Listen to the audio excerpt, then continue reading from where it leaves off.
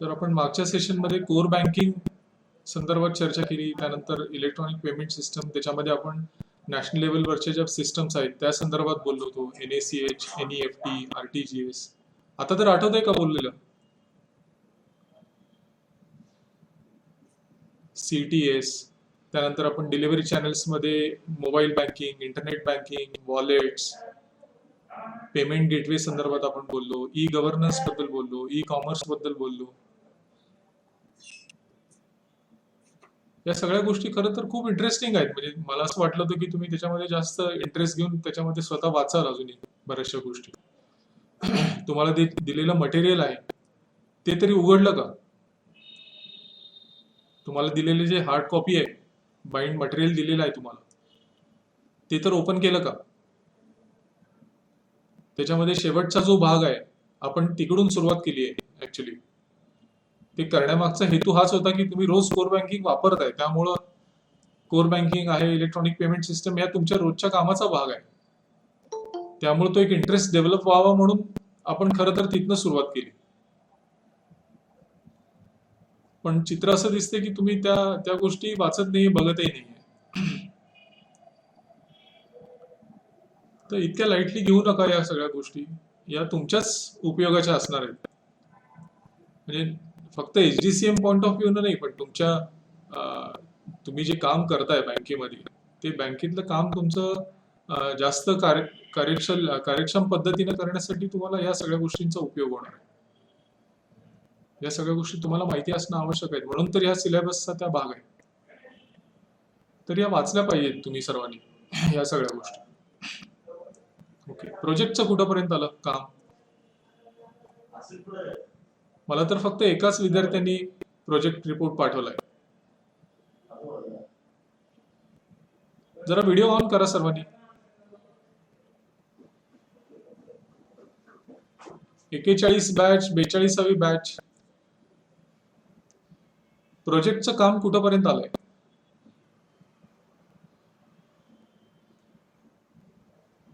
माझ्याकडे तिन्ही बॅचचे 8 विद्यार्थी आहेत, पण त्या 24 पैकी एकानेच आतापर्यंत मला संपर्क केलाय.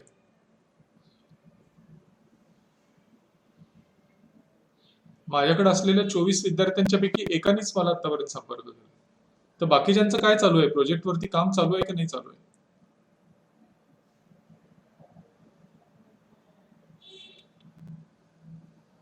मी पूर्वी सांगितले, आज पुन्हा एकदा सांगतो, प्रोजेक्टला तुम्हाला 200 मार्क आहेत.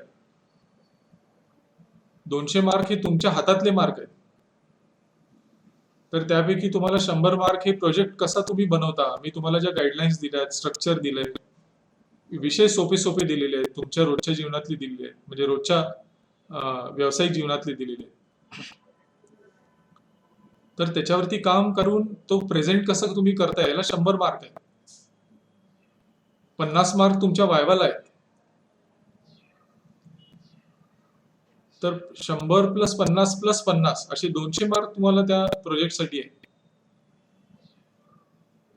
तर हे तुम्ही वाया घालवू नका असं मला वैयक्तिक वाटतंय, की हे मार्क सगळे तुमच्या हातामध्ये आहेत, ते तुम्ही घालवू नका जर तुम्हाला चांगला स्कोर करायचा असेल तर.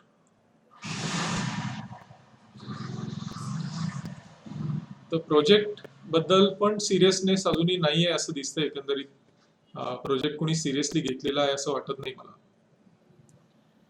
तर ते प्रोजेक्टचंही काम सुरू करा, कारण 41व्या बॅचची एक्झाम नेक्स्ट मंथ एंडला एक्झाम आहे तुमची.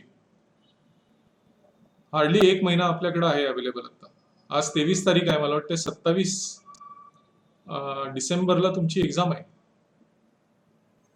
एक्झॅक्ट माझ्या लक्षात नाही, पण डिसेंबर लास्ट वीक 41व्या बॅचची एक्झाम आहे. जानेवारीमध्ये 42व्या बॅचची एक्झाम आहे.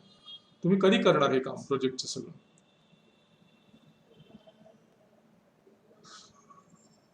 तर प्रोजेक्टचं काम ताबडतोब सुरू करा. वाचन करा. नियमित वाचन तुमचं होत नाहीये. तुम्हाला सगळं प्रोव्हाइड केलेलं आहे, मी मटेरियल दिलेलं आहे, ऑनलाईन मध्ये प्रोव्हाइड केलेलं आहे, युट्यूब चॅनल तयार करून दिलेलं आहे, त्याच्यावरती व्हिडिओज आम्ही पब्लिश करत असतो. तर ह्या सगळ्या गोष्टी तुमच्याकडे अवेलेबल असून पण तुम्ही त्याच्यामध्ये इंटरेस्ट घेत नाहीये, हे थोडंसं पटत नाही म्हणजे अजून.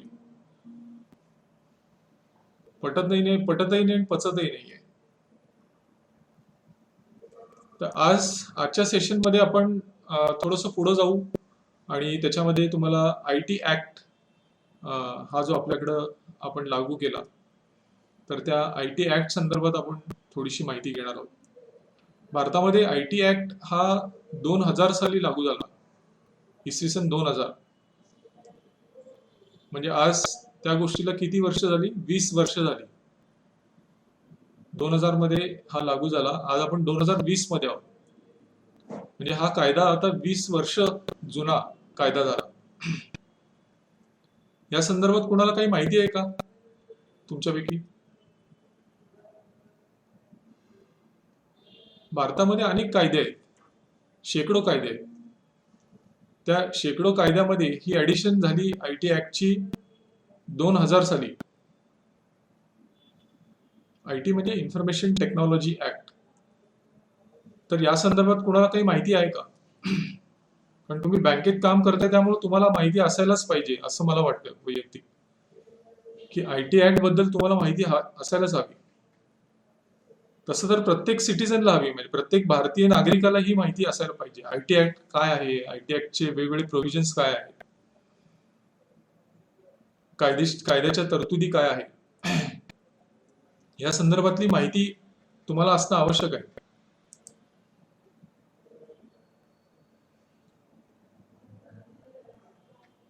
अमोल कदम, तुम्ही जरा मायक्रोफोन ऑन करा.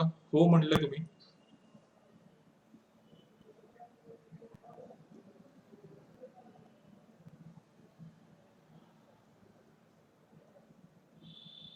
मायक्रोफोन ऑन करा तुमचा.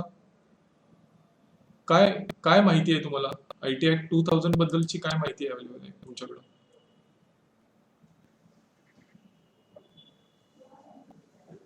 अमोल कदम.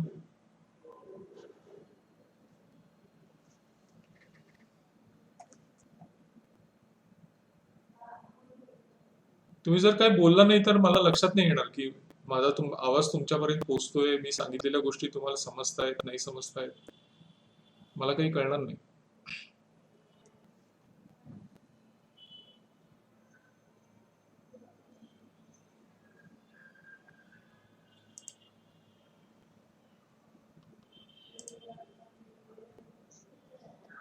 हॅलो. हा बोला.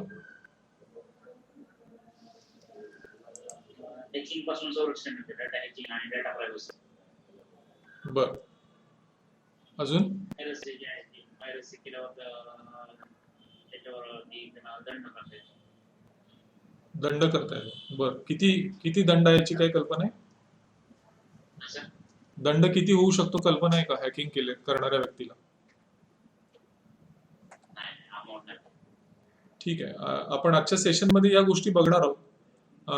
याची प्रेझेंटेशन मी तुम्हाला शेअर करेन नंतर, याची लिहून घेण्याची काही आवश्यकता नाही, समजून घ्या या सगळ्या गोष्टी.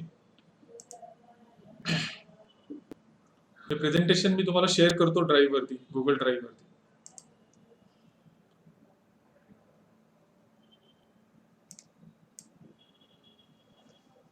हा ऍक्ट प्रामुख्यानं कशासाठी लागू केला तर हा ऍक्ट लागू होण्यापूर्वी म्हणजे भारतातलं कम्प्युटरायझेशनला गती आली खऱ्या अर्थाने 1990च्या दशकामध्ये.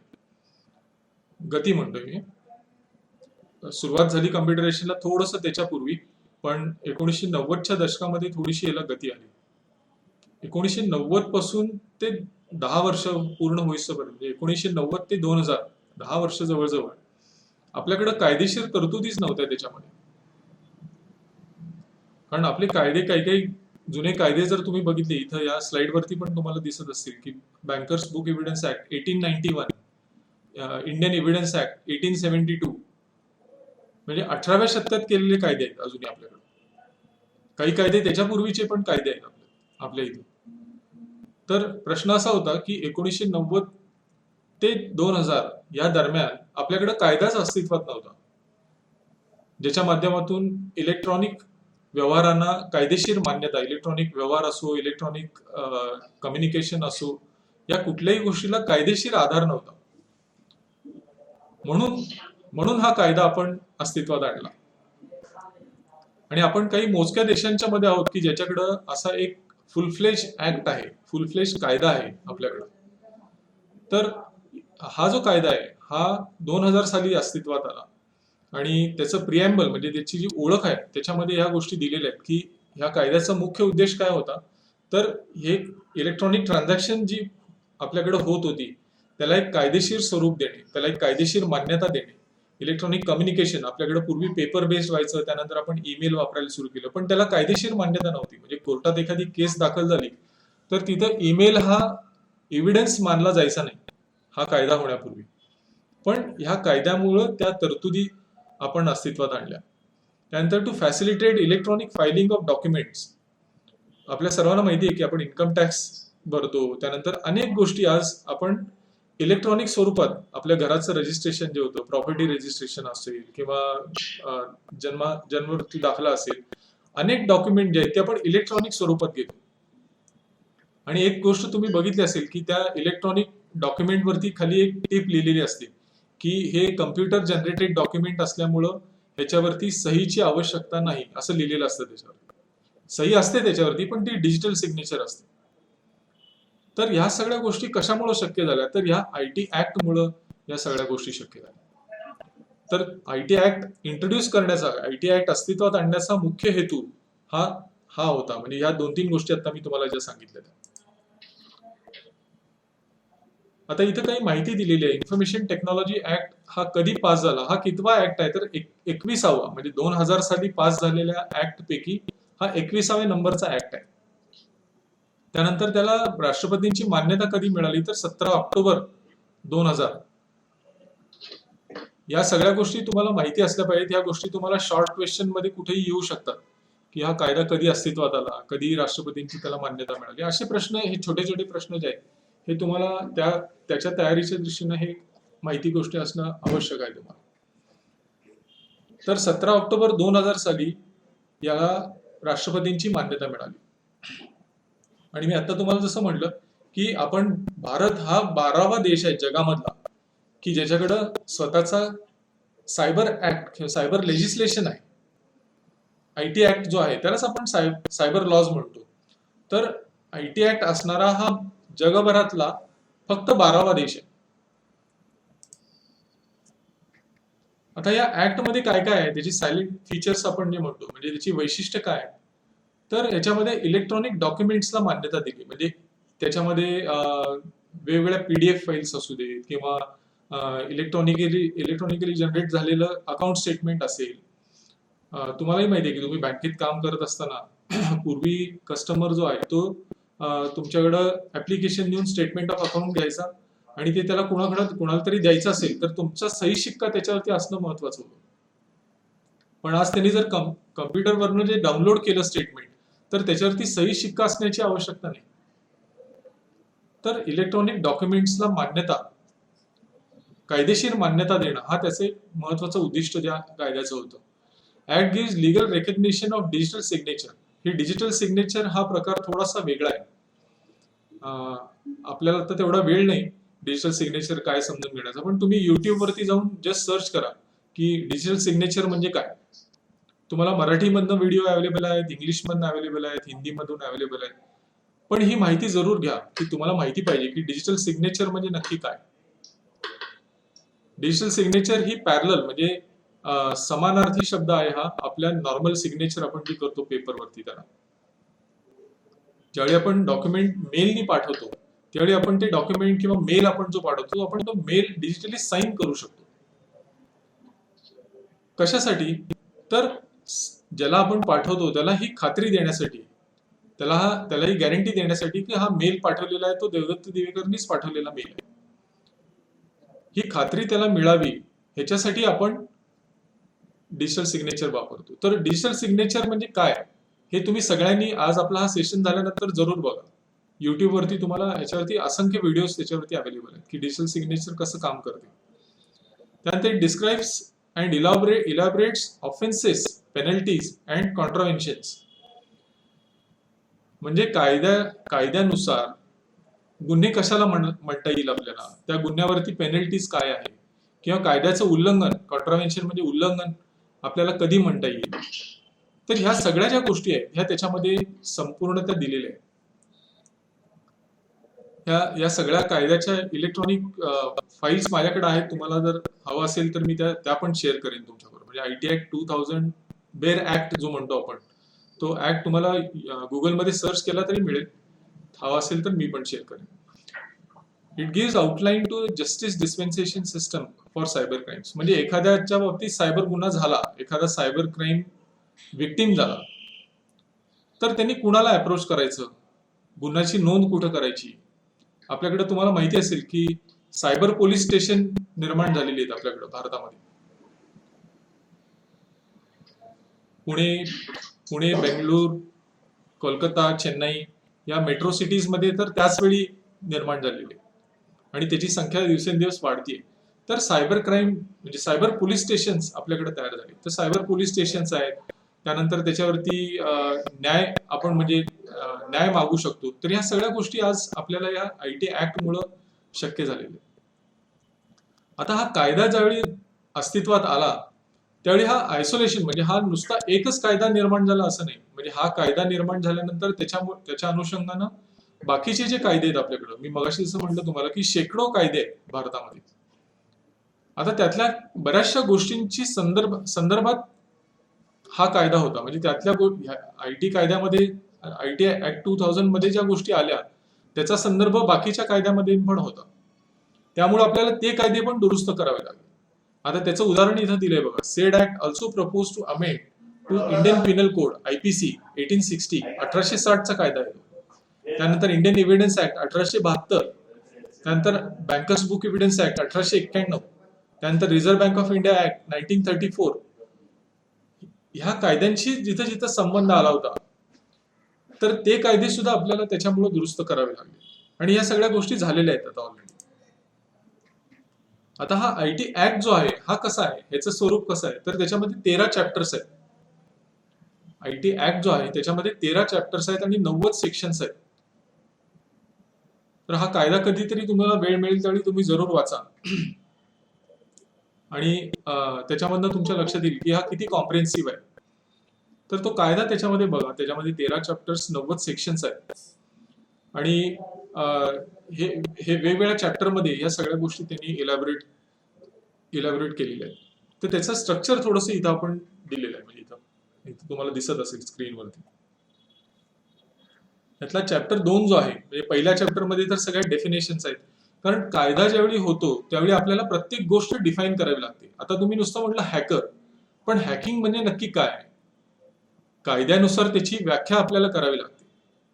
तर पहिला चॅप्टर जो आहे त्याच्यामध्ये या सगळ्या व्याख्या दिलेल्या आहेत की कम्प्युटर म्हणजे काय, कम्प्युटरचं नेटवर्क म्हणजे काय, इन्फॉर्मेशन टेक्नॉलॉजी म्हणजे काय, त्यानंतर हॅकिंग म्हणजे काय, स्पॅम म्हणजे काय. ह्या सगळ्या ज्या टर्म्स आपण वापरतो किंवा ज्या सायबर गुन्हे घडतायत, कार्ड स्कीमिंग म्हणजे काय, तर हे सगळे टर्म्स आहेत, हे वर्ड्स आहेत. तर ह्या सगळ्याची व्याख्या त्या पहिल्या चॅप्टरमध्ये दिलेली आहे. त्यानंतर चॅप्टर 2 मध्ये deals with authentication of electronic records, digital signatures, electronic signatures. Thereafter elaborate procedures for certifying authorities. आता हे डिजिटल सिग्नेचर कोण देतं, कोण इश्यू करतं आपल्याला, तर त्याच्या सर्टिफाईंग अथॉरिटीज आहेत. तर या सगळ्या गोष्टी त्या चॅप्टर 2 मध्ये डिफाईन केलेल्या आहेत. तर ह्या चॅप्टर 1, चॅप्टर 2 असं चॅप्टर 10 पर्यंत या सगळ्या गोष्टी त्याच्यामध्ये आपल्याला बघायला मिळतात. त्यानंतर चॅप्टर 11 जो आहे it deals with offences and penalties. आपला इंटरेस्ट जो आहे तो इथं आहे की आयटी ऍक्ट 2000 च्या नुसार नक्की गुन्हे कुठले आहेत आणि त्याच्यावर ते गुन्हे जर घडले तर त्याच्यावरती पेनल्टीज काय आहे, म्हणजे त्याच्यावरती दंडात्मक काय कारवाई होऊ शकते. तर ह्या सगळ्या गोष्टी ज्या आहेत त्या चॅप्टर 11 मध्ये या आयटी ऍक्टच्या दिलेल्या आहेत. तर हा ऍक्ट तुम्ही ज्यावेळी वाचाल डिटेलमध्ये त्यावेळी तुमच्या ह्या गोष्टी सगळ्या लक्षात येतील.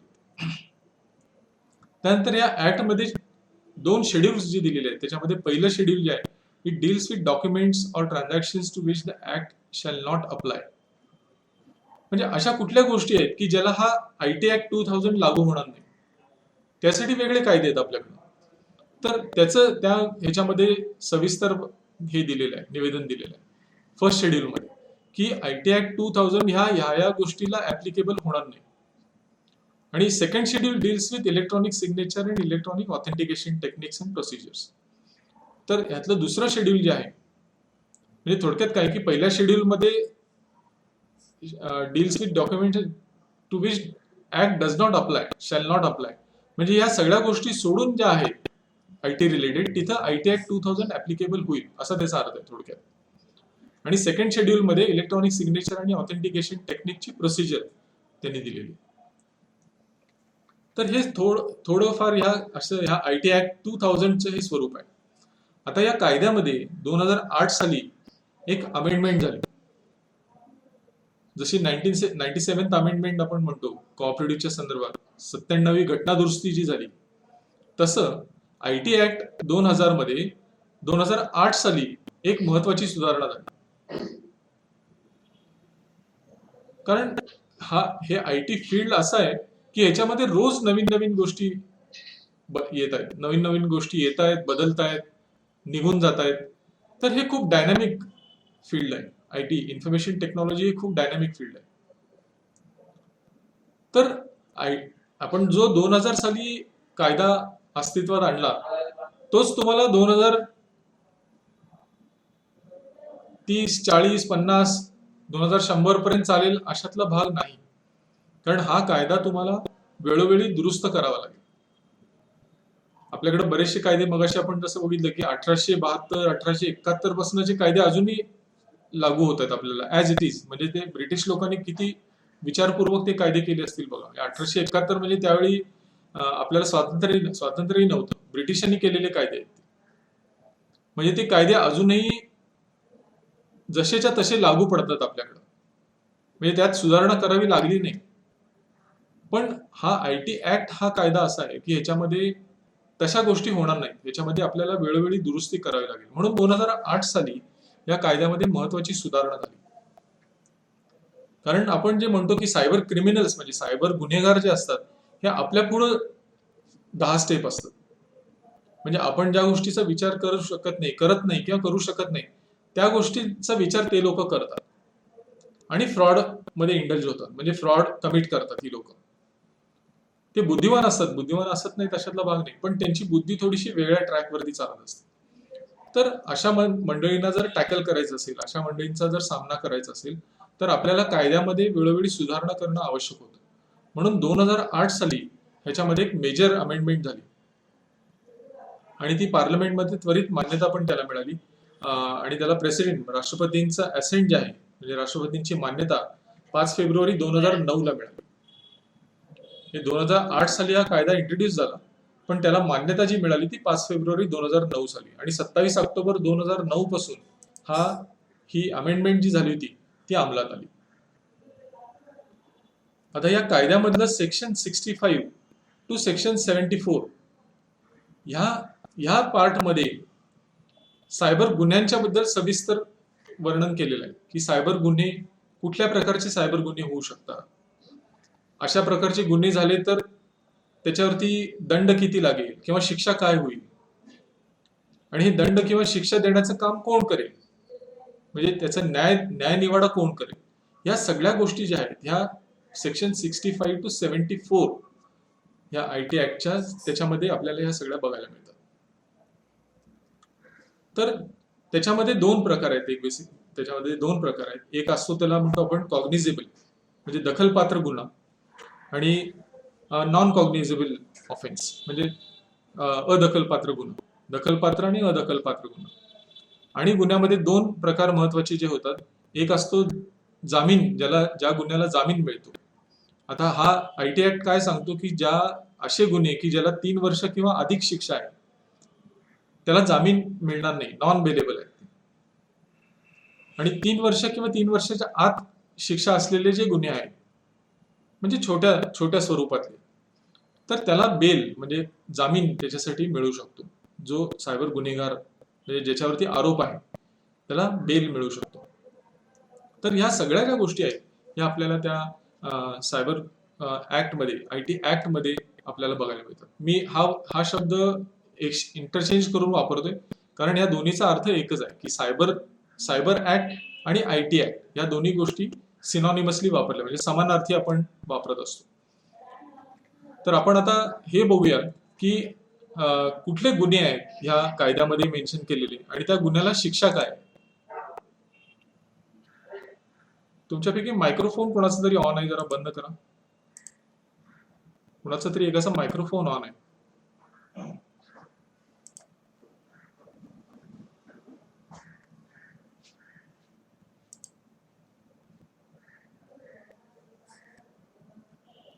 अमोल कदम, अमोल कदम, तुमचा मायक्रोफोन ऑन राहिलाय. मायक्रोफोन जरा बंद करा. ओके. आता मी जे म्हणलं की सेक्शन 65 टू सेक्शन 74 ह्याच्यामध्ये आपल्याला सायबर गुन्हे आणि त्याला असलेली शिक्षा आणि ते कोण न्यायनिवाडा त्याचा कोण करणार ह्या सगळ्या गोष्टी त्याच्यामध्ये मेन्शन केलेल्या आहेत. आता इथं बघा सेक्शन 65 हा जो आहे हा कुठल्या गुन्ह्यासंदर्भात आहे, तर ह्या गुन्ह्यासंदर्भात आहे.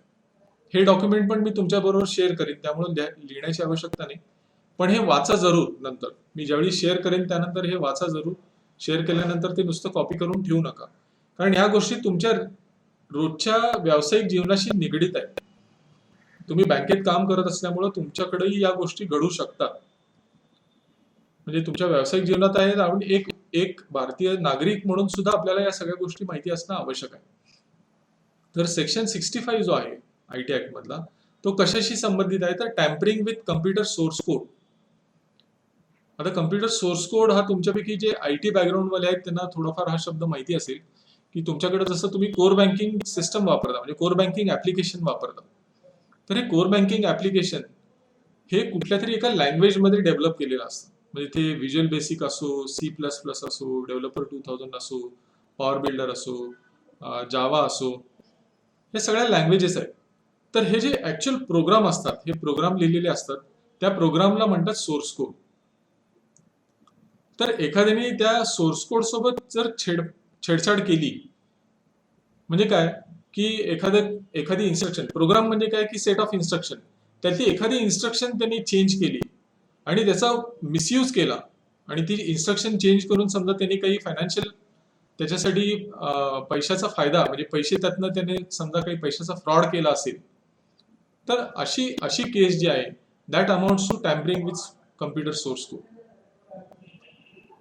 आणि असं जर काही घडलं, म्हणजे एखाद्याने जर, पहिली गोष्ट तुम्हाला सोर्स कोड कुठलीही कंपनी देत नाही.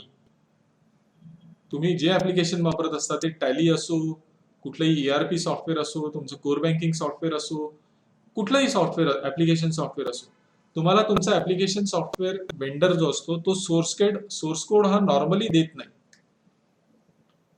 का देत नाही? कारण त्याचं ब्रेड अँड बटर, म्हणजे त्याची रोजीरोटी त्याच्यावरतीच अवलंबून आहे. त्यांनी तुम्हाला जर तो सोर्स कोड दिला तर तो तुम्ही कोणाला तरी दुसऱ्याला देऊ शकता ना. तर सोर्स कोड हा नॉर्मली कोणी देत नाही, कुठली कंपनी देत नाही. पण एखाद्या कंपनीकडनं समजा तुम्ही विकत घेतला असेल सोर्स कोड आणि त्या सोर्स कोड मध्ये चेंज करून समजा तुम्ही एखाद्या तिसऱ्या बँकेला विकण्याचा प्रयत्न केला, तर अशा केसेस ज्या आहेत ह्या सगळ्या टॅम्परिंग ऑफ सोर्स कोड या कॅटेगरीमध्ये येतात. आणि असं जर एखाद्याने केलं आणि त्याच्यावरती जर गुन्हा दाखल झाला तर त्याला काय शिक्षा होऊ शकते, तर इम्प्रिझनमेंट अप टू 3 इयर्स, म्हणजे त्याला जेल होऊ शकते, 3 वर्षापर्यंतची जेल होऊ शकते आणि fine up to 2 lakh rupees, 2 लाखापर्यंतचा दंड होऊ शकतो त्याला आणि 3 वर्षापर्यंतची कैद होऊ शकते. तर ही पनिशमेंट आहे त्याला कायद्यानुसार दिली. आता हा ऑफेन्स जो आहे, म्हणजे हा गुन्हा जो आहे हा कशा प्रकारामध्ये येतो, हा बेलेबल आहे. मगाशी मी तुम्हाला म्हटलं तसं 3 वर्षापर्यंतचे जे शिक्षा असलेले गुन्हे आहेत हे सगळे बेलेबल कॅटेगरीमध्ये, म्हणजे त्याच्या जामीन मिळू शकतो त्या गुन्हेगाराला. तर offence is bailable, cognizable and triable by court of JMFC. JMFC म्हणजे काय? ज्युडिशियल मॅजिस्ट्रेट फर्स्ट क्लास लेवलचा. फर्स्ट क्लास म्हणजे फर्स्ट कॅटेगरीचा, थोडक्यात आपण असं त्याला म्हणू की judicial magistrate of first class category. हा ज्युडिशियल मॅजिस्ट्रेट जो आहे तो ह्याच्यावरती न्यायनिवाडा करू शकतो. तर असं या सगळ्या गोष्टी या कायद्यामध्ये दिलेल्या आहेत. ह्याच्यासाठी वेगवेगळे सेक्शन्स केलेले आहेत. Section 66 computer related offences.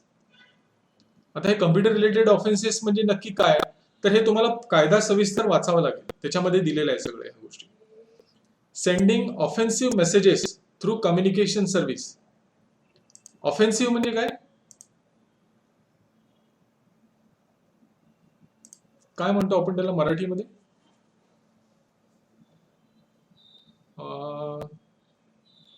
बाधा आणणारा किंवा असं आपल्याला म्हणता येईल की ज्याच्यामुळे नुकसान, समोरच्याला नुकसान होईल अशा पद्धतीचा मेसेज, अशा पद्धतीचा SMS असो किंवा मेल असो, व्हॉट्सअप मेसेज असो, आज ह्या सगळ्या गोष्टी IT ऍक्ट अंडर येतात. म्हणजे तुम्ही एखाद्याला SMS पाठवला ऑफेन्सिव्ह,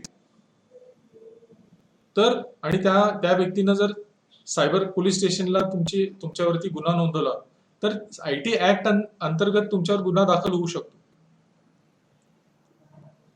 हे लक्षात ठेवा.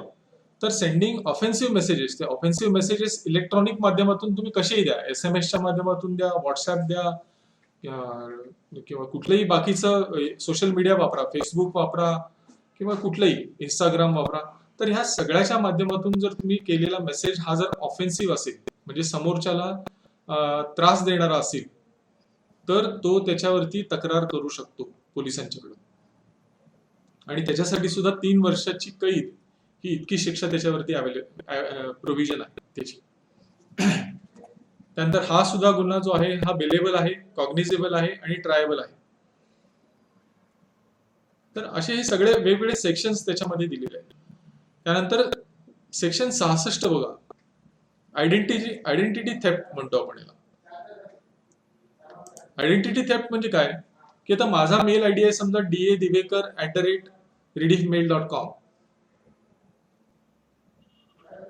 आज आपल्याला माहिती आहे की आपण ईमेल कम्युनिकेशन वरती किती आपली त्याच्यावरती डिपेंडन्सी आहे, म्हणजे आपण त्याच्यावरती खूप मोठ्या प्रमाणात त्याच्यावरती अवलंबून आहे आजकाल. पण आपल्याला ह्या गोष्टी कदाचित माहिती नसतील की अशा अनेक वेबसाईट्स आहेत की ज्याच्या माध्यमातून आयडेंटिटी थेफ्ट होऊ शकते. आयडेंटिटी थेफ्ट म्हणजे काय, की माझी ओळख, आयडेंटिटी थेफ्ट म्हणजे माझ्या ओळखीची चोरी. आता DADivekar@rediffmail.com ही माझी आयडेंटिटी आहे इंटरनेटवरती किंवा ईमेलवरती, ईमेल आयडी आहे तो माझा. आता एखादी व्यक्ती हा माझा ईमेल आयडी वापरून तिसऱ्या व्यक्तीला मेल करू शकते. हे टेक्निकली पॉसिबल आहे. एक वेबसाईट आहे, एक नाही अशा अनेक शेकडो वेबसाईट आहेत. त्या वेबसाईटचे नाव sendanonymousmail.com किंवा sendanonymousmail.net अशा अनेक वेबसाईट्स आहेत. त्या वेबसाईटवरती गेलं की त्या ठिकाणी माझं नाव टाकलं, म्हणजे DADivekar@rediffmail.com असं टाकलं आणि टू मध्ये तुमचं नाव टाकलं एखाद्याचं, तर तिसरीच व्यक्ती माझ्या नावाने तुम्हाला मेल करू शकते. हे पॉसिबल आहे आजच्या घडीला आणि ह्यालाच म्हणतात आयडेंटिटी थेफ्ट. तर असा गुन्हा एखाद्याने जर केला आणि तो नंतर लक्षात आला आपल्याला, आणि आपण समजा त्या विक्टिमनी, म्हणजे ज्याच्यावरती हा म्हणजे जो सफरर आहे त्यांनी ह्याच्याबद्दलची कंप्लेंट जर सायबर पोलीस स्टेशन मध्ये केली, तर पोलीस लोक त्याचं इन्व्हेस्टिगेशन करतात आणि त्याच्यामध्ये असं जर लक्षात आलं की एखाद्याने हा खोडसाळपणा केलेला आहे, तर हा आयडेंटिटी थेफ्ट अंडर म्हणजे सेक्शन 66C खाली हा बुक होऊ शकतो आणि त्याला imprisonment either up to 3 years और फाईन अप टू 1 lakh त्याच्यामध्ये होऊ शकतो. तर ह्या सगळ्या गोष्टीला पूर्वी आपल्याकडे कायद्यामध्ये कायदेशीर तरतूद काही नव्हत्या. या सगळ्या गोष्टी मधला जो 10 वर्षाचा पिरियड होता, त्या मधल्या 10 वर्षाच्या पिरियडमध्ये याच्यावरती ऍक्शन घ्यायला पोलिसांच्याकडे काय नव्हतं. कारण पोलीस काय आधार घ्यायचे, तर आपल्याकडे वेगवेगळे बाकीचे जे कायदे आहेत त्या कायद्याचा आधार तोपर्यंत घ्यायचे. पण आपल्याकडे असा एक सक्षम कायदा 2000 सालापर्यंत उपलब्ध नव्हता, ज्याच्या 2000 सालामध्ये हा कायदा आला आणि त्याच्यामध्ये या सगळ्या गोष्टी आपण अंतर्भूत केल्या. चीटिंग बाय पर्सनलायझेशन, त्यानंतर आता तुमच्यापैकी एक जण म्हणलं की व्हायोलेशन ऑफ प्रायव्हसी. आपल्याकडे या गोष्टीचा खूप जास्त हे आहे. म्हणजे आपल्याकडे आधार ज्यावेळी इंट्रोड्यूस झालं त्यावेळी पण अनेक लोक आपल्याकडे अशी होती की त्यांनी त्याच्यावरती पेटिशन दाखल केलं, आधारमधनं डेटा कसा लीक होतो, आमचा आधारचा डेटा हे लोक वापरतील, त्याची चोरी करतील, आमची प्रायव्हसी धोक्यात येईल. अनेक लोक अशा अशा पद्धतीचे आहेत. ही एका बाजूला आहेतच, पण कायद्यानुसार व्हायोलेशन ऑफ प्रायव्हसी म्हणजे माझा वैयक्तिक डेटा जो आहे, आता फॉर एक्झाम्पल तुमच्याच बाबतीतलं जर उदाहरण द्यायचं असेल, तर मी समजा माझं अकाउंट आहे पुणे जिल्हा बँकेमध्ये, आणि मी पुणे जिल्हा बँकेमध्ये अकाउंट ओपन करताना तुम्ही केवायसीचा फॉर्म माझ्याकडनं भरून घेता. केवायसी फॉर्म मध्ये मी सगळी माझी वैयक्तिक माहिती तुम्हाला दिलेली असते. माझी वैयक्तिक माहिती म्हणजे काय, की माझी डेट ऑफ बर्थ, माझा पॅन नंबर, माझा आधार नंबर, त्यानंतर माझी डेट ऑफ बर्थ, त्यानंतर माझा व्यवसाय काय आहे, माझ्या फॅमिलीमध्ये कोण कोण आहे, अशी अनेक प्रकारची माहिती बँका आजकाल कस्टमरकडनं घेतात. आता ही माहिती तर तुम्ही कलेक्ट केली, केवायसी पॉलिसी तुम्हाला रिझर्व्ह बँकेने बंधनकारक केलेली आहे, केवायसी पॉलिसी तुम्ही केली, केवायसी अंतर्गत डेटा कलेक्ट केला, पण हा डेटा कलेक्ट केलेला तुमच्याकडे ज्यावेळी येतो, कस्टमर फॉर्म भरून तुमच्याकडे जर ज्यावेळी हा डेटा देतो, तर हा डेटा तुमच्याकडे आल्यानंतर त्याची संपूर्ण जबाबदारी, या डेटाची संपूर्ण जबाबदारी ही बँकेची आहे. हा डेटा कुठेही लीक होता कामा नये. आता तुम्हाला माहिती असेल, मध्ये फेसबुकवरची लाखो अकाउंट ची इन्फॉर्मेशन लीक झाली. अशा अनेक केसेस तुम्ही पेपरमध्ये वाचत असता, की त्या वेबसाईटवरनं त्या वेबसाईटच्या युजर्सची माहिती लीक होते, डेटा लीक होतो. हे लिकेजचं जे प्रकरण आहे, डेटा लीक होण्याचं जे प्रकरण आहे, that is something which is called as privacy. म्हणजे माझा वैयक्तिक डेटा जो फेसबुक सोबत मी शेअर केलेला आहे, आता मी सांगितलेलं तोच, की माझी date of birth, family members, अमुक माझे फोटोज मी फेसबुकवरती टाकलेले आहेत किंवा इंस्टाग्रामवरती टाकलेले आहेत. तर ही माहिती मी पब्लिक केली असेल तर काही प्रश्न नाही, पण काही माहिती मी समजा प्रायव्हेट म्हणून ठेवलेली आहे, प्रायव्हेट म्हणून स्टोअर करून ठेवलेली आहे, तर ती प्रायव्हेट करून ठेवलेली माहिती ही फेसबुकनी कुणाशी शेअर करणं अपेक्षित नाही. तुमच्या बाबतीत मी म्हणलं तसं केवायसीची माहिती तुम्ही जी गोळा करता, केवायसीचा डेटा तुम्ही जो गोळा करता, हा डेटा ह्याचं प्रोटेक्शन, ह्याचं संरक्षण करणं ही संपूर्णपणे बँकेची जबाबदारी आहे. आणि हा डेटा जर लीक झाला, तुमच्या बँकेकडनं जर हा डेटा लीक झाला आणि पोलिसांच्या लक्षात आलं की ह्याच्यामध्ये तुमचा निग्लिजन्स आहे, बँकेचा निग्लिजन्स आहे, तर बँकेला ह्याच्यावरती दंड होऊ शकतो. ती व्यक्ती असेल, म्हणजे एखाद्या व्यक्तीकडून प्रायव्हसी ब्रीच झाली असेल तर त्याला इम्प्रिझनमेंट आणि अमुक तमुक आहे, 2 लाखाचा दंड आहे. हे संस्थेच्या बाबतीत असेल तर संस्थेचे अध्यक्ष आणि संस्थेचे आयटीचे मुख्य, ह्या दोन व्यक्तींना जबाबदार धरलं जातं ह्याच्यामध्ये. आता या नवीन कायदेशीर बदलानुसार बोर्ड, रिझर्व्ह बँकेने आता सायबर सिक्युरिटी फ्रेमवर्क नावाचं एक सर्क्युलर काढलेलं आहे. ते तुम्ही जर बघितलं, पूर्वी हे होतं की चेअरमन आणि आयटीचा इंचार्ज, पण आता ते नाही आहे. ही संपूर्ण जबाबदारी, माहिती सुरक्षेची संपूर्ण जबाबदारी ही बोर्ड मेंबर्सवरती दिलेली आहे आरबीआय. तर ह्या काही जर गोष्टी घडल्या तर ह्याला जबाबदार कोण असणार आहे, तर तुमच्या बँकेचं बोर्ड मेंबर असणार आहे. मग तिथं बोर्ड मेंबर्स म्हणू नाही शकणार की मी अशिक्षित आहे, मला कळत नाही, मला ह्या गोष्टी समजत नाही, हे ऐकलं जाणार नाही. या सगळ्या गोष्टींची जबाबदारी ही कुणावर निश्चित केली जाईल, तर बोर्ड मेंबर्सवरती निश्चित केली जाईल. तर हे सगळं आहे सेक्शन 66E ह्याच्यामध्ये येतं, व्हायोलेशन ऑफ प्रायव्हसी. त्यानंतर सेक्शन 66F काय सांगतो, तर सायबर टेररिझम. टेररिझम आपल्या सर्वांना माहिती आहे, आपण हे रोज अनुभवतोय. टेररिझम म्हणजे काय? टेररिझम म्हणजे आतंकवाद कुणाच्या अगेन्स्ट, तर आपल्या देशाच्या, राज्याच्या, जिल्ह्याच्या सरकार विरोधात किंवा पॉलिटिकल राजकीय सिस्टम जे आहे त्याच्या विरोधात, आपल्या देशाच्या विरोधात ज्या घटना घडतात त्याला आपण म्हणतो टेररिझम. आता इथून येणाऱ्या पुढच्या कालावधीमध्ये युद्ध हे फक्त त्या बॅटल ग्राउंड म्हणजे युद्धभूमीवरती युद्ध लढलं जाणार नाही.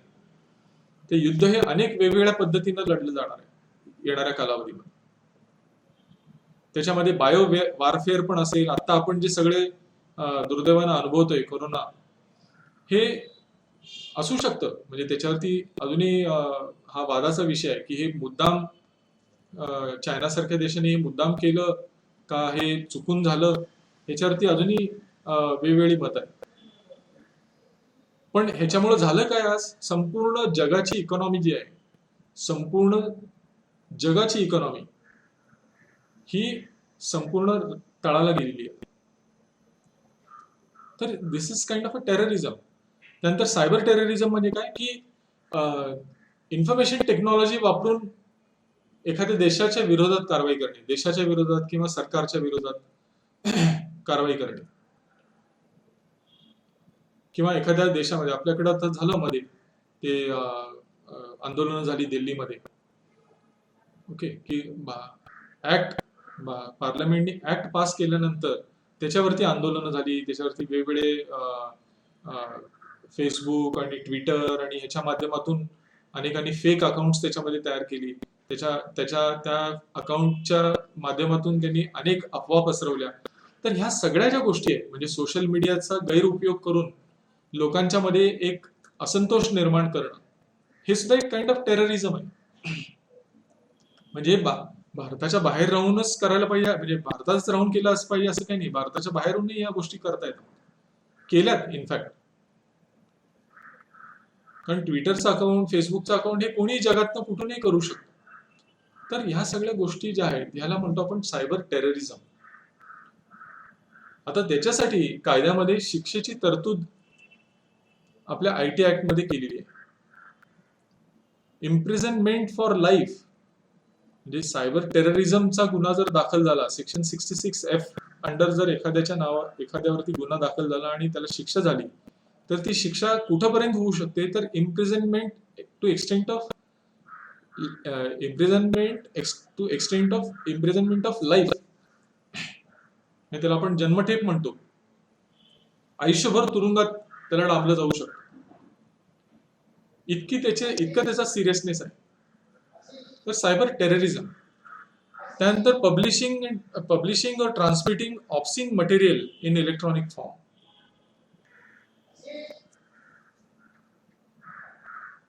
हे आपण बघतो व्हॉट्सॲप, फेसबुक आणि याच्या माध्यमातून अनेक वाईट गोष्टी फॉरवर्ड केल्या जातात. काही वेळा अनावधानाने आपल्याकडूनही त्या आपल्याला एकाकडून कोणाकडनं तर आलेले असते, आपण न बघता, म्हणजे त्या पूर्ण व्हिडिओमध्ये काय आहे किंवा त्या पिक्चरमध्ये काय आहे, काय काय पिक्चर्स नक्की आपण फॉरवर्ड करतोय हे आपण बघत नाही. एखाद दुसरं पिक्चर त्यातलं बघतो आणि देतो ढकलून पुढं आणखीन वेगवेगळ्या ग्रुपमध्ये. असं जर तुम्ही आतापर्यंत करत असाल तर ऍटलिस्ट आजच्या या सेशन नंतर शाणे व्हा. कुठलाही मेसेज फॉरवर्ड करण्यापूर्वी नीट वाचा. तुम्हाला जर 100% गॅरंटी असेल की हा मेसेज ओके आहे, त्याच्यामध्ये ऑब्स्सीन काही नाही आहे, म्हणजे काय म्हणतो त्याला आपण, म्हणजे सेन्सॉर करण्यासारखं त्याच्यामध्ये काही नाही आहे, तर अनसेन्सॉर गोष्टी पाठवू नका, फॉरवर्ड करू नका. ऑब्स्सीन काही नसेल, ऑब्स्सीन मटेरियल पुढे पाठवायचं नाही, ही जबाबदारी ही वैयक्तिक व्यक्तीवरती आहे. तुम्ही नंतर फॉरवर्ड केलं एखाद्याला आणि त्या व्यक्तीला त्याच्याबद्दल ऑब्जेक्शन असेल, चुकून एखाद्या जेंट्स कडून एखाद्या महिलेला एखादा मेसेज फॉरवर्ड केला आणि त्या महिलेला तो ऑब्जेक्शनेबल वाटला आणि तिने तक्रार केली, तर त्याच्यावरती गुन्हा दाखल होऊ शकतो. तुम्ही जेंट्स टू जेंट्स करा, जेंट्स टू लेडीज करा, कायदा तिथे ह्या गोष्टी बघणार नाही. पण तुम्ही ज्या व्यक्तीला पाठवताय, ती लेडीज असो किंवा जेंट्स असो, त्या व्यक्तीला जर त्याच्याबद्दल ऑब्जेक्शन असेल, त्या व्यक्तीला जर ते खटकणारं असेल आणि त्यांनी जर तक्रार केली, तर तुमच्यावरती गुन्हा दाखल होऊ शकतो. आणि हा सिरियस गुन्हा आहे. ह्याला 5 लाख रुपयापर्यंतचा दंड आहे, 3 वर्षापर्यंतची इम्प्रिझनमेंट आहे आणि 5 लाख रुपयापर्यंतचा दंड आहे पहिल्या इन्स्टन्सला. हा गुन्हा जर वारंवार घडला, म्हणजे परत घडला, तुम्ही एकदा केलं, शिक्षा झाली, पुन्हा घडलं, तर 10 लाखापर्यंतचा दंड त्याच्यामध्ये होऊ शकतो. तर इथून पुढं, आजपासून पुढं तुम्हाला येणारा कुठलाही मेसेज फॉरवर्ड करण्याच्या अगोदर प्लीज काळजी घ्या. नुसतं मेसेज पुढे ढकलू नका. त्याच्यामध्ये जर काही गैरप्रकार असतील चुकीच्या गोष्टी त्याच्यामध्ये असतील, ऑब्सिन गोष्टी असतील, तर तुम्हाला त्याच्यामुळं अडचण निर्माण होऊ शकते. आणि तुम्ही नंतर तुम्हाला ह्या गोष्टी कायदा ऐकून घेणार नाही की ह्या गोष्टी मला माहिती नव्हत्या, चुकून झाल्या. चुकलं ह्याला काही कायद्यामध्ये हे नाही, मान्यता नाही. कायदा म्हणेल तुम्हाला या गोष्टी माहिती असायला पाहिजे, तुमच्याकडनं हे झालेलं आहे, ही शिक्षा, संपलं, दॅट्स इट. तर ह्या सगळ्या गोष्टी आपल्याला माहिती असणं आवश्यक आहे. चाइल्ड पोर्नोग्राफी किंवा चाइल्ड रिलेटेड अब्यूज जे म्हणतो आपण, मुलांशी रिलेटेड, त्याच्याकडे सुद्धा खूप सिरियसली हा कायदा बघतो.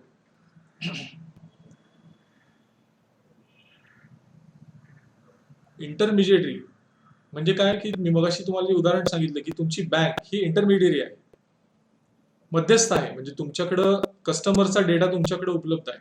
मग तो इंटेन्शनली किंवा अनइंटेन्शनली जर तुमच्याकडनं चोरीला गेला, चोरी कशी होणार ते आहे, पुढचे एक कलम आहे त्याच्यासाठी, हॅकिंग जे आपण म्हणतो ते. तर असं जर काही झालं तर त्याच्यामुळे तुम्हाला अडचण निर्माण होऊ शकते.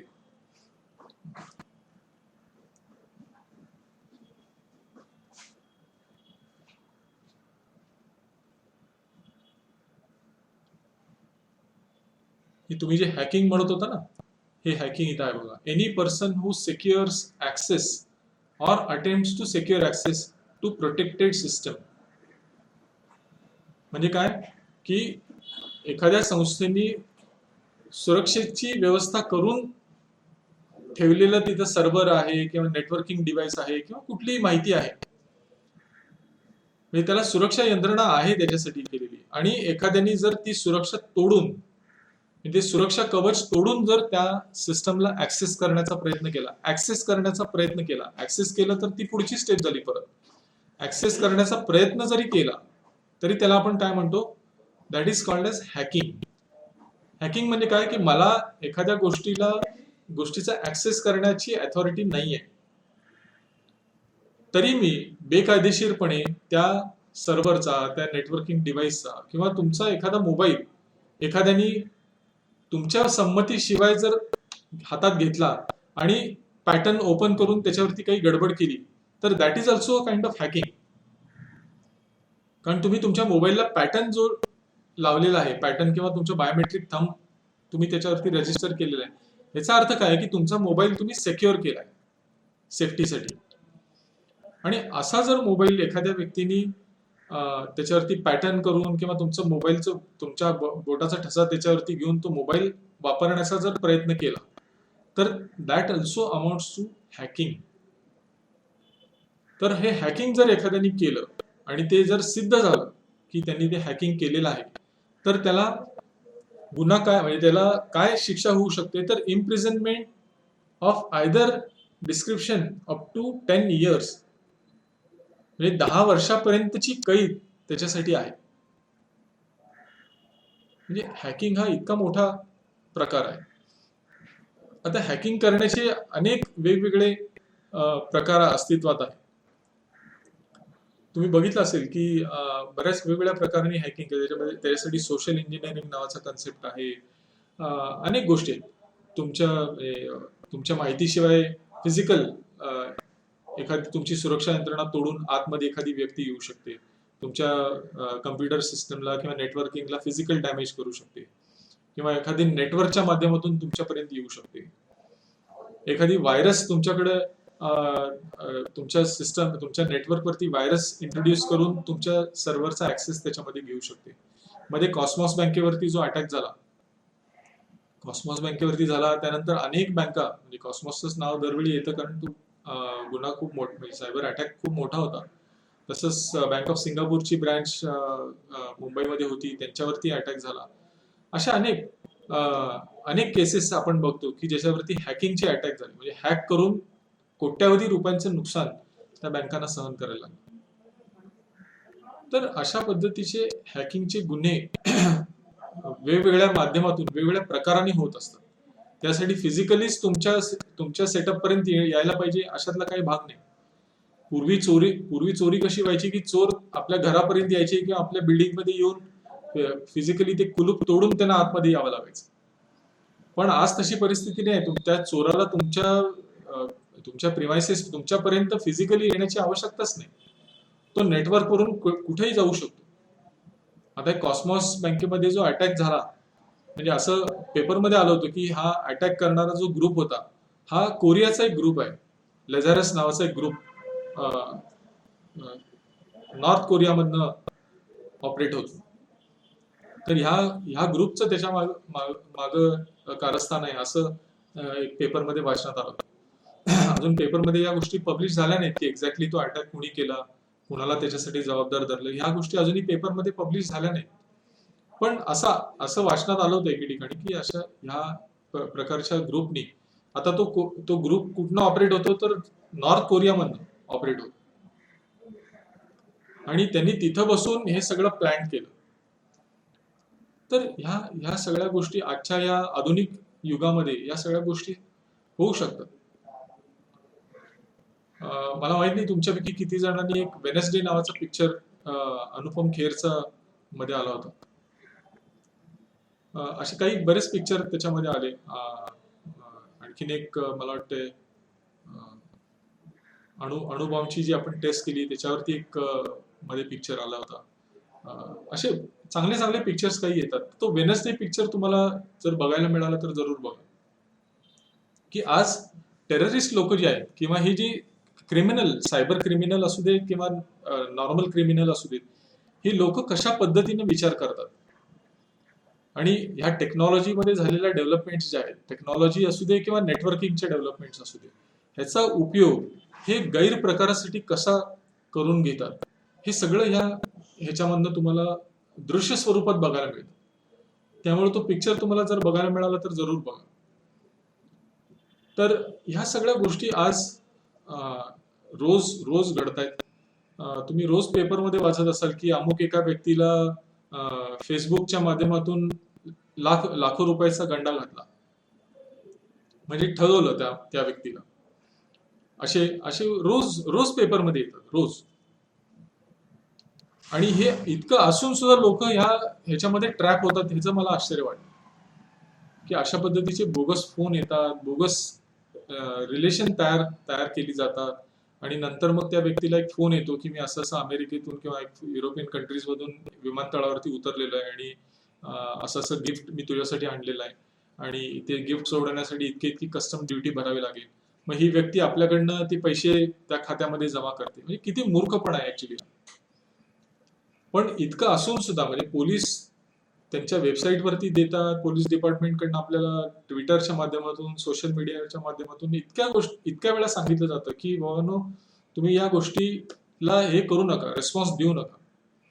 पण तरी सुद्धा या गोष्टी रोज घडतायत, आणि लोकांना लाखो कोट्यावधी रुपयांना ह्याच्यामध्ये फसवलं जातं. तर पूर्वी आपल्याकडे काहीच यंत्रणा नव्हती, पण ह्या IT ऍक्ट 2000 मुळे या सगळ्या गोष्टीला आज एक कायदेशीर त्याच्यावरती एक वचक निर्माण झालेला आहे.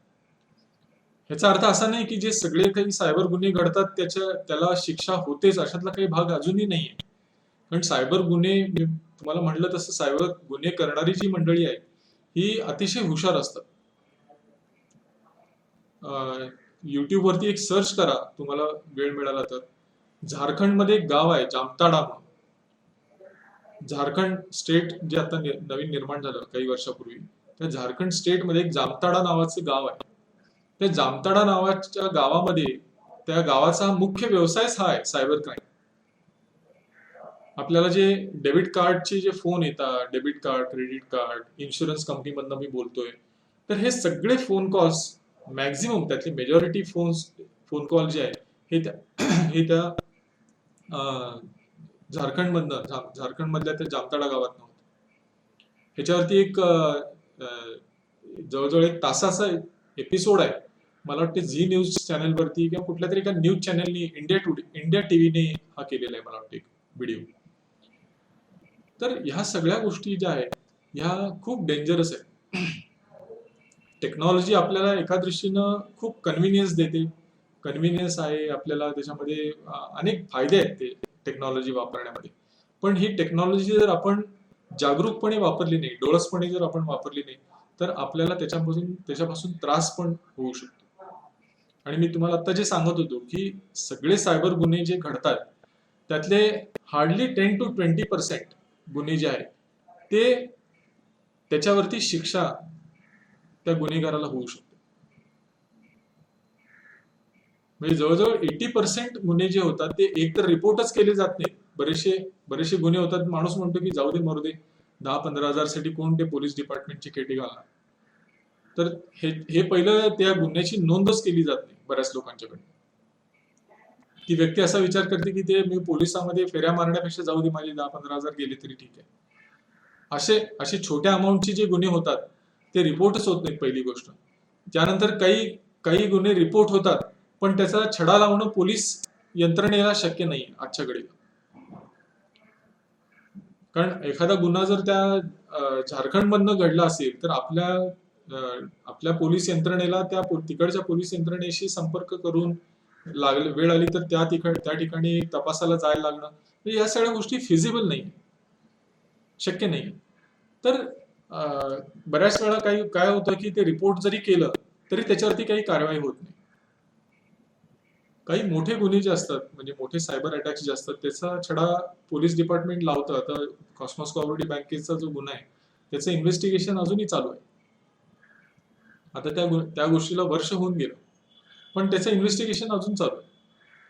त्या 94 कोटीपैकी हार्डली 2 ते 3 कोटी रुपये बँकेला परत मिळाले, म्हणजे जे भारतामधनं विड्रॉ झाले ते काही ठिकाणाहून. पण जवळजवळ 90 कोटी रुपये हाचं जो नुकसान होतं हे त्या बँकेला सहन करावं लागतं. तर हा सायबर क्राईम्स आजच्या सेशनमध्ये आपण प्रामुख्याने या दोन्ही गोष्टी बघितल्या. मी तुम्हाला पॅरलली दोन्ही गोष्टी सांगितल्या की आयटी ऍक्ट काय आहे, त्या आयटी ऍक्ट मध्ये कुठले कुठले चॅप्टर्स आहेत, कुठले कुठले सेक्शन्स आहेत, आणि महत्वाचे सेक्शन आपण बघितले. कारण वेळेची कमतरता असल्यामुळे आपण डिटेलमध्ये त्याच्यात जाऊ शकत नाही. तुम्ही मात्र या गोष्टी डिटेलमध्ये वाचा, कायदा वाचा, हे प्रेझेंटेशन मी तुमच्याबरोबर शेअर करेन ते वाचा, मी डॉक्युमेंट पण शेअर करतो तेही वाचा, पण ह्या गोष्टी तुम्हाला माहिती असल्या पाहिजे. तर आज फॉर्च्युनेटली आपल्याला या सगळ्या गोष्टी अवेलेबल आहेत. 2000 साली हा कायदा झाला, 2008 साली याच्यामध्ये अमेंडमेंट झाली, आणि पुन्हा एक अमेंडमेंट आता अपेक्षित आहे 2020 साली. जर पार्लमेंटमध्ये त्याला मान्यता मिळाली तर ही अमेंडमेंट आपल्याला लवकरच पुन्हा एकदा बघायला मिळेल. तुमच्या काही शंका असतील, आता मी तुम्हाला ज्या काही गोष्टी सांगितल्या, व्हिडिओ ऑन करा तुमचा प्रत्येकाचा. तुमच्या जर काही शंका असतील तर विचारायला हरकत नाही.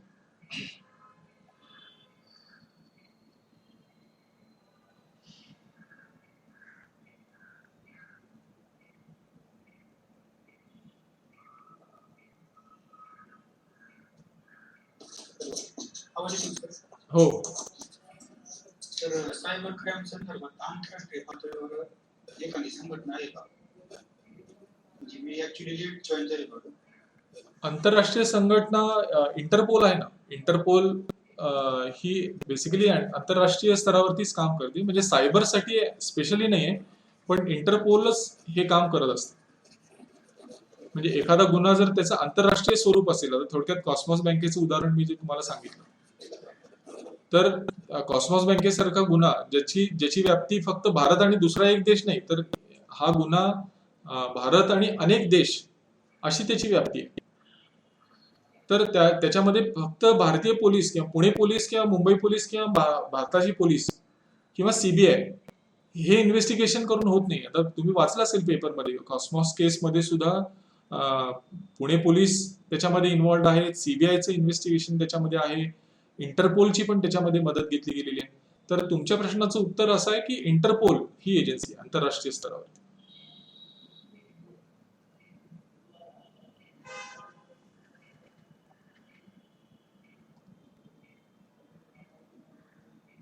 इंटरपोल तुम्हाला एक टेररिस्टची यादी पण देते. मी ह्याचा उल्लेख केला होता मागच्या एका सेशनमध्ये, जर तुमच्या लक्षात असेल तर. तुम्ही ज्यावेळी एखादा अकाउंट नवीन ओपन करत असता केवायसी मध्ये, तर केवायसी मध्ये तुम्हाला ते नाव व्हेरीफाय करून घ्यावं लागतं की ते नाव टेररिस्टचं तर नाही आहे ना कुठल्या, म्हणजे तो तुमचा कस्टमर जो आहे किंवा अकाउंट ओपन करायला आलेली व्यक्ती जी आहे ती टेररिस्ट तर नाही आहे ना, ह्याची खात्री तुम्हाला करून घ्यावी लागते. तो कुठल्या पॉलिटिकल पार्टीशी संबंधित नाही आहे ना, त्याला आपण म्हणतो पेप, पॉलिटिकली एक्सपोज पर्सन. तर ह्या सगळ्या गोष्टी तुम्हाला केवायसी पॉलिसीमध्ये बघाव्या लागतात. तर ही आंतरराष्ट्रीय टेररिस्टची यादी जी आहे ती पुन्हा इंटरपोल पब्लिश करते आणि तुम्हाला आरबीआय कडनं, नाबार्ड कडनं ही माहिती तुमच्यापर्यंत येते आणि तुम्हाला ते चेक करावं लागतं आणि मग तुम्ही त्या कस्टमरचं अकाउंट ओपन करू शकता. तर आयटी ऍक्ट 2000 अंतर्गत समजा एखाद्या व्यक्ती हॅकिंगसाठी 10 वर्ष शिक्षा घेऊन समजा, हो, पण तो जर बाहेरच्या देशातील व्यक्ती असेल तर आणि सिद्ध झाले की त्यांनी गुन्हा केला, त्यावेळेस कसं तो तेच म्हटलं आता मी तुम्हाला की बाहेरचा देश, आता कुठला देश आहे तर हे आपल्याला बघावं लागेल आणि त्या देशाची आणि भारताचं काही ऍग्रीमेंट आहे का. म्हणजे एखादा गुन्हा त्या व्यक्तीनं समजा इंग्लंडमध्ये बसून केला तर इंग्लंड आणि भारताची काही ट्रीटी म्हणतो, त्याला आपण ऍग्रीमेंट म्हणतो, दोन देशामधलं ऍग्रीमेंट असेल तर भारत सरकारला इंग्लंड सरकारला विनंती करावी लागते की असा असा जो गुन्हा झालाय तो तुमच्या देशातल्या ह्या अमुक एका व्यक्तीनं म्हणजे त्या देशाच्या नागरिकांनी केलेला आहे आणि ते सिद्ध झालेलं आहे, तर त्याला तुम्ही हँडओव्हर करा. म्हणजे थोडक्यात आज दाऊद इब्राहिमला आपण इथं आणू नाही शकत आहे अजूनही. का आणू शकत नाही तर तो जिथं लपलाय त्या देशाची आणि भारताचं अग्रीमेंट तशा पद्धतीनं नाही.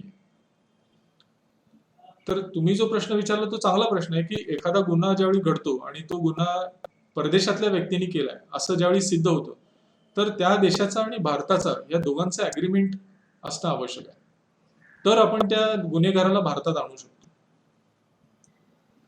आज स्वित्झर्लंडमध्ये स्विस बँकेमध्ये असं म्हणतात, खरं खोटं देव जाणे, पण करोडो रुपयाची संपत्ती तिथं निनावी अकाउंटवरती ठेवलेली आहे.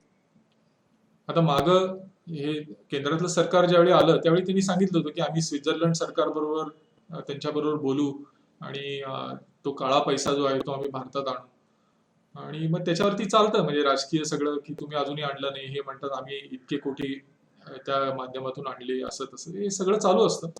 पण या दोन देशामध्ये जोपर्यंत अग्रीमेंट असत नाही, अग्रीमेंट होत नाही, तोपर्यंत त्या गुन्हेगाराला आपण आपल्या देशात आणू शकत नाही, म्हणजे त्याला शिक्षा करण्यासाठी.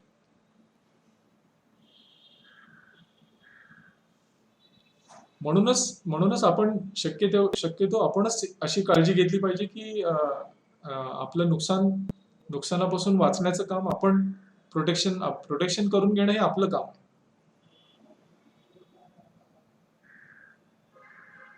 आणि there is nothing like 100% protection. म्हणजे तुम्ही कुठलीही व्यवस्था जगभरातली म्हणजे फक्त भारतातली अगदी अमेरिकेत सुद्धा अनेक त्यांचे जे वेबसाईट, अमेरिकेतल्या पेंटागॉनची साईट, म्हणजे पेंटागॉन म्हणजे त्यांचं लष्कराचं मोठं हे आहे, तर पेंटागॉनची साईट सुद्धा हॅक झाली. तर हॅकिंग हे कुणाच्याही बाबतीत होऊ शकतं, म्हणजे there is nothing like 100% protected, तर असं काही नाही. त्यामुळे मॅक्झिमम प्रोटेक्शनची काळजी घेणं हे आपलं काम आहे, आपलं कर्तव्य आहे. कारण सायबर क्रिमिनल्स हे 10 पावलं पुढं आपल्यापेक्षा विचार करतात नाही. त्यामुळे सुरक्षेची व्यवस्था ही आपण करणं आवश्यक आहे. म्हणून तर आपल्याला सायबर सिक्युरिटी फ्रेमवर्क प्रत्येक बँकेने तयार करा असं आरबीआय सांगते. आरबीआयनी सांगितलंय बँकांना आणि तुमच्या बाबतीत जिल्हा बँकांच्या बाबतीत नाबार्डने सांगितलेलं आहे की सायबर सिक्युरिटी फ्रेमवर्क तुम्ही तयार करा तुमचं स्वतःच.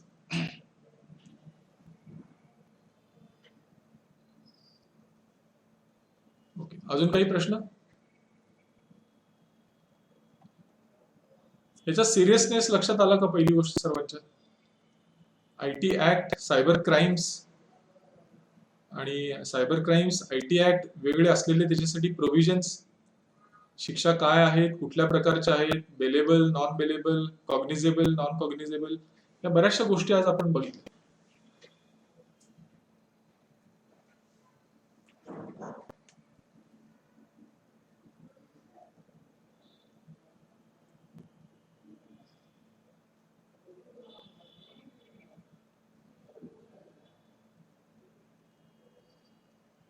ठीक आहे, काही प्रश्न नसेल तर आपण थांबूया. जय हिंद.